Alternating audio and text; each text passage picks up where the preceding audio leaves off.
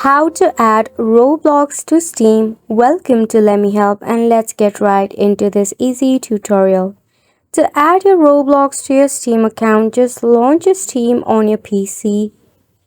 In here, once logged in, you will see the option Add a Game. Select on it and tap on Add a non-Steam game.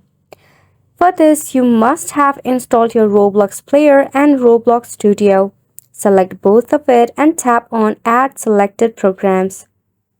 Tap on the library option and in there you will find both your Roblox player and your Roblox Studio. To launch it, just tap on Roblox player. By this way, your Roblox will be directly launched by your Steam as well as will be added to your Steam. Wasn't it simple?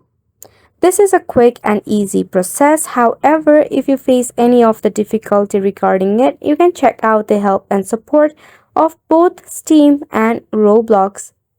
Also, make sure that the Roblox application that you're using is currently up to date.